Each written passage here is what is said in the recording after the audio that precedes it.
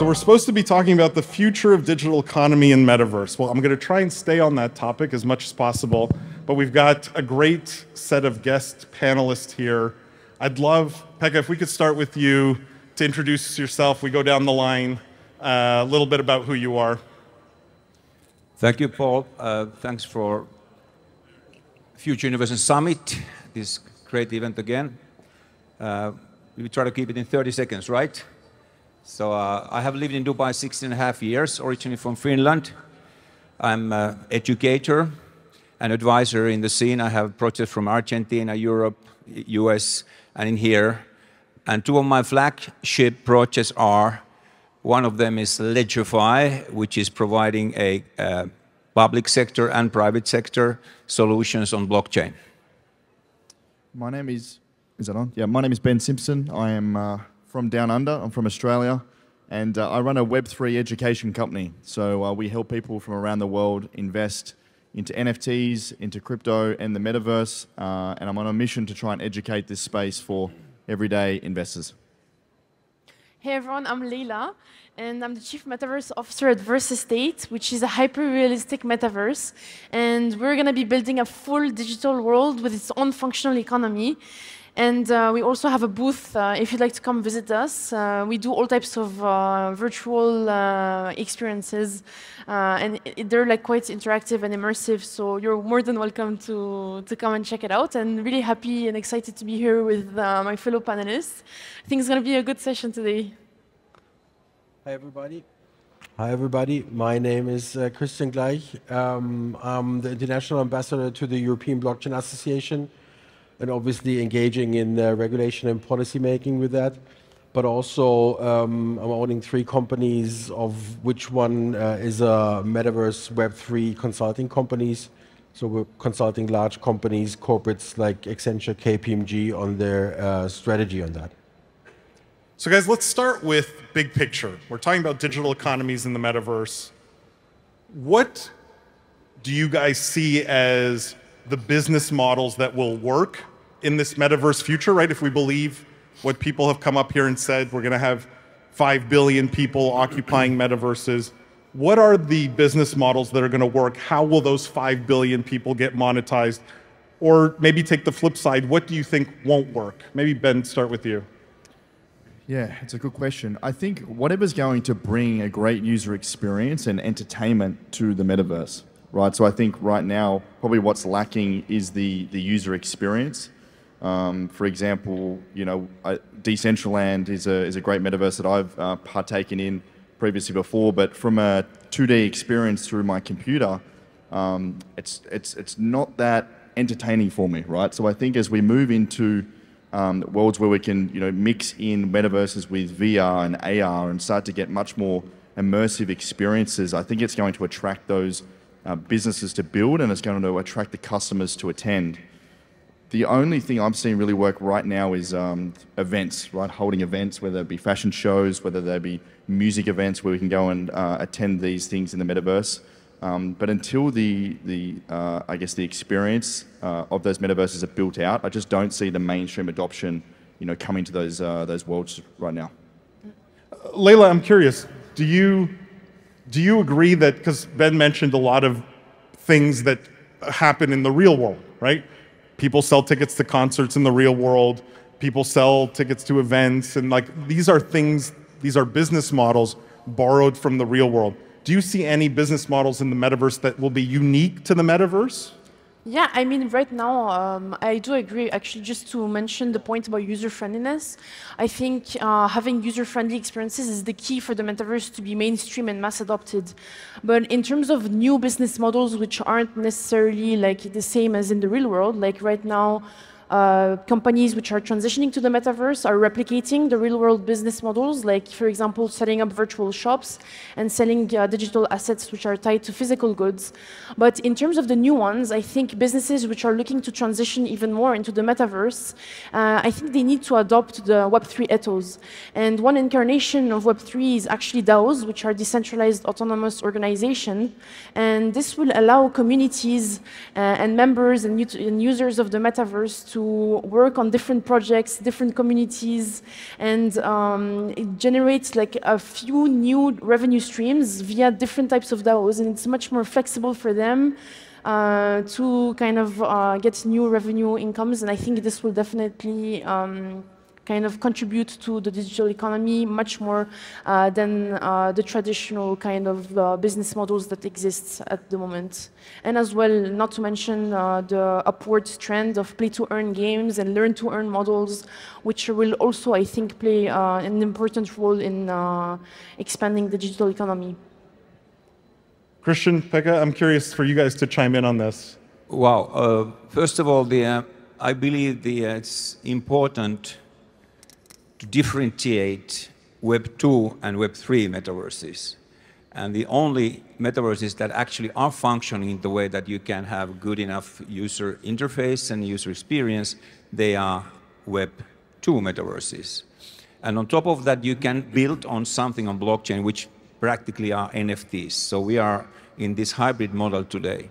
When we talk about decentralized and sandbox, those are not kind of a metaverses that, for example, gamers will join because they want to have this experience of what they are used to have on Web 2.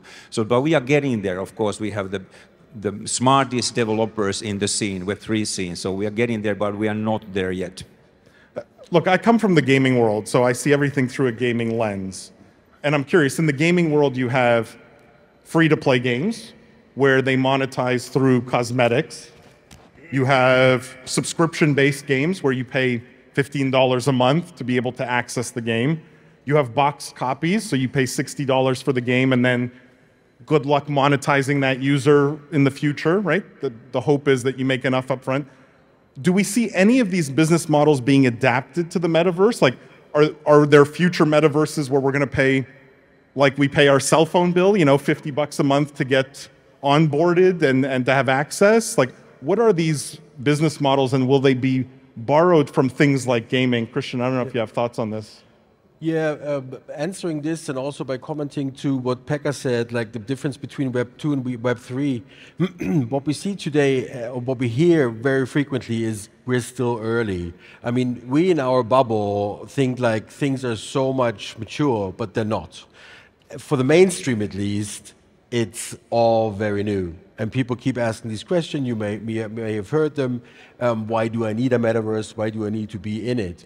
And always in these very early phases before hype cycles, you see the adoptions of new worlds and new platforms to be linked to the old worlds. So that's why Web 2 is so common, and it's actually good for us, for people to align with the metaverse and with the use cases and with the sales propositions. So it's actually good that it is this way. On the other hand, the metaverse, which is not there yet, but the metaverse as we are all dreaming of, will be Web 3, which means decentralized. And there, I must say, nobody's talking so far. Everybody's talking about use cases, but nobody's talking about SSI, like self-sovereign identity. How do we solve those things that you see right now in licenses? So I'm giving you my key to that certain TV station, so you can view on my subscription. How will that be solved in the future in Web 3, when everything will be much more immersive and experiential? But do you need crypto and Web3 at the base of a metaverse to have functioning digital economy in a metaverse? Do all of you think this is a necessity? Can I add something just to your comments? Actually, I don't think the membership framework is still going to be used in the current metaverses. I think memberships don't quite fit with the Web3, like the new Web3 ethos. Like, I think that now Web3 platforms actually need to incentivize their players to come and play. So it's like the platforms which have to pay the players to come and use it. And I don't think that players will want to use a platform where they have to pay. I think the key defining feature of Web3 is actually ownership. And players, they want to own their data, they want to own their assets, and they want to earn money while playing and while, you know, exchanging with each other. So I don't think we're going to have this issue about managing subscriptions or anything. And I think that, to respond to your question, the metaverse, it runs on the blockchain. And this is what enables for metaverses and different worlds to be decentralized and interoperable between each other. And the blockchain is at the heart of this. Like, it wouldn't exist without this new technology. Okay, but can you guys convince me that it has to, that crypto and blockchain have to be at the heart of the metaverse? Because I'd love to be convinced, and I always tell this story. I'm going to take 2 seconds to tell the story. I'm a huge World of Warcraft player, okay? And in World of Warcraft, there was a very rare mount. It was an animal you could ride around on. And to get this, you had to do the same quest, which took about an hour each time. You had to do the same quest 1,200 times over. I did this, right? Like, it's an obscene amount of work, of play, to get pixels on a screen. I don't own it. I didn't earn it. I don't have an NFT of it. Yet I still did it. So convince me that crypto and blockchain have to be at the heart of the metaverse. I'm not going to. I'm not going to convince you, because I agree. I don't think crypto needs to be at the heart of all metaverses. However, because in saying that, the game probably, I'm not familiar with the game you were playing, but it was so entertaining and good, and you wanted to complete those missions. But for me, I look at something like sports. So if I was to play, I'm a LeBron James fan, for example. I'm playing the NBA 2K22 game on my Xbox, and I want to upgrade my player. I'm going to use probably my fiat money to buy skins or whatever in that game to upgrade my player. Now, what if that asset or that character was an NFT that I could then actually take away out of that game and plug it into a different game? So I could go into a metaverse and be that upgraded LeBron James player. Or I could go into the Adidas or Nike store and buy the LeBron James limited edition shoes because I have that NFT. Now, you can't do that without blockchain technology. I mean, you probably could try, but the NFT one-of-one ownership allows you to work within not only one ecosystem, but multiple ecosystems. And I think that's where you can use crypto to make the experience even better. You don't have to do that, but I think it's going to make that experience better. Yeah, but just one thing. I think you're talking about, like, from a hardcore gamer's point of view. Like, of course, you're gonna do a quest over and over again because, like, you want to play the game, you want to go up the levels, etc. But beyond the gaming point of view, I think many companies are actually trying to generate new revenue streams. And like, just to give you an example in terms of gaming, like, for example, all those hours which you've spent and all those time that you spent creating your avatar, acquiring all the new assets, etc. If one day, like, you lose your account, like, you haven't had the chance to actually monetize all the assets which you've worked so hard to get, right? But with crypto, actually, you can take those assets, you own them, and you can resell them to your friends. Like, if you buy an umbrella in Fortnite, or, like, I don't know, and you boost your avatar in Fortnite, you can't resell it to the platform or to your friend. Like, it's basically lost if you lose your game. So that's why I think crypto is an important part of those virtual worlds. Becca, you had a thought? Yes, Paul, can I answer a little bit differently? First of all, your question, not like is NFTs and cryptos needed. First of all, we are talking about changing the whole economic model on the internet, which means that decentralization is the final outcome. We are not even close there. But on our way there, we have hybrid models. We need to have something now on Web 2 that makes the user experience and the user interface. But before we have a full transparency on the transaction, transparency, I don't mean that you need to see the transactions, but transactions will go from platform to another, which means that at that time we will have full-blown Web 3, which is the next version of internet. And we're not even close there. But this is the ultimate goal. And why cryptos will be needed? Because cryptos are data. There is no validation of transactions on blockchain if there's no crypto, if there's no data. And that's why we need to understand, we need to separate these things. What is the role of crypto? What is the role of the token and coin on the blockchain? They're a fundamental part of it. There's no blockchain, there's no decentralized platform without a crypto. But how do you put the NFTs in place? NFT is the ownership of digital asset. It's a different ball game. It's a different type of thing at all. And that's why it actually functions already on Web 2 metaverses, because you can have this kind of hybrid model. And that's the thing what we have today. For example, here you have Land Rocker, crazy good Web 2 metaverse. But Web 2, they can also built up some transactions on blockchain with the NFTs. But that's the situation we have today. But we need to work hard to go to the more decentralized metaverses and more decentralized blockchains. And your question was, do we need crypto or do we need blockchain? I think maybe it's not exactly the right question. When will we have it is actually the better question, because in 10 years from now, everything will be on the blockchain.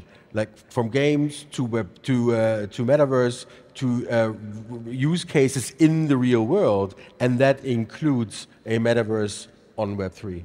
So you think it's an inevitability because it Absolutely. I like, Pekka, the idea about decentralization being sort of at the heart of metaverse. But even there, I push back a little bit, right? I push back a little bit because, and I've told this story before, some of you may have even heard me tell this story. I used to go to a lot of crypto conferences, and everyone had the F the banks, t-shirts. And then at some point, all those t-shirts started going away. Like as of 2-3 years ago, I didn't see those t-shirts anymore because they all realized they needed to work with the banks, right? That some amount of centralization was good for the success of, and I see something similar with Metaverse, right? A lot of pushback against Meta, a lot of pushback against the sort of the big tech doing Metaverse because it's too centralized. But it feels to me like that is the path to success in some way. Or do you still believe fully decentralized is the only kind of foundation that works for Metaverse? Three-letter word, yes. and actually, I have this privilege to be a little bit older than you guys. I started my first online company in 1994 when the first commercial browser was launched. Some of you people maybe know that even, Netscape. And that time, all the companies were so afraid, everybody was afraid of internet, because what is this monster? You can change your communication to everybody, to transact communication with everybody.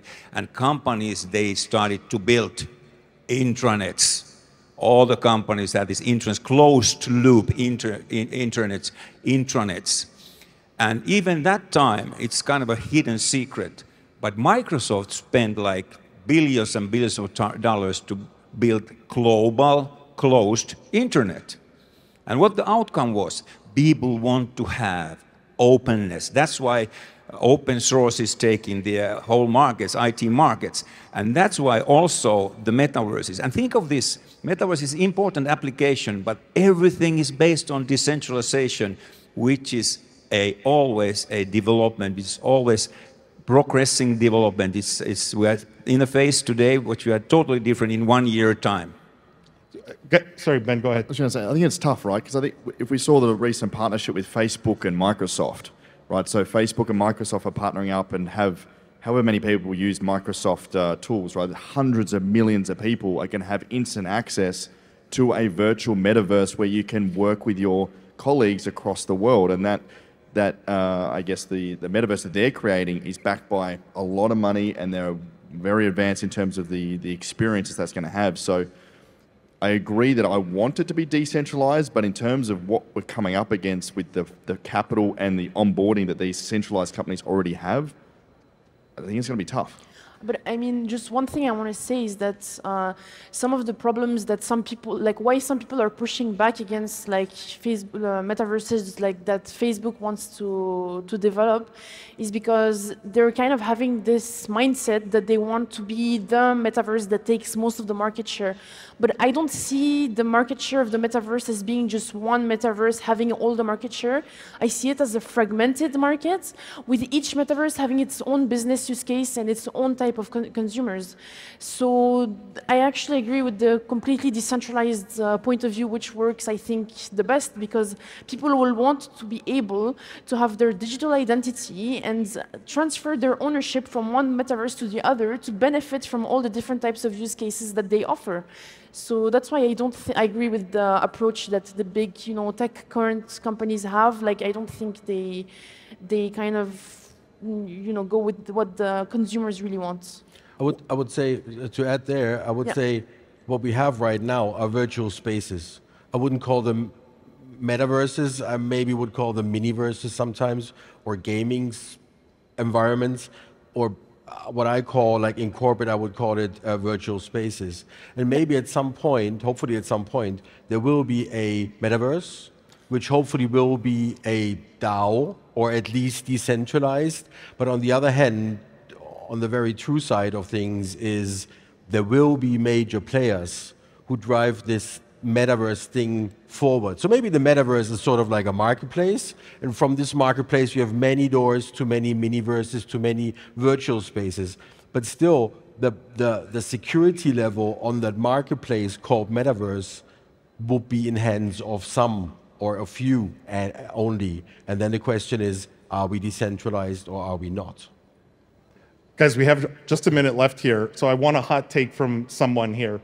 And the question is there a future, so we're at the Future Innovation Summit, is there a future where we're buying real world goods in a metaverse? So from digital to real world, but we're occupying the digital and buying a real world good.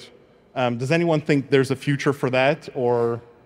So I just want to say, I really want to get back to your point, but we have literally like 13 seconds left, and I just took 2 seconds of it. But I believe that as the metaverse gets more mainstreamed, and as the metaverse digital economy progresses, I think it's the lines between the digital metaverse economy and the real world economy will converge at some point, as I think everything is tied together. Like for example, with Dubai and the new metaverse strategy, it enhances many vital sectors, and it creates new jobs, which ultimately impacts the real life economy. So I think they go hand in hand, and they will converge together. Yep. I love this final thought. Guys, round of applause for the panelists. Thank you so much. Thank you.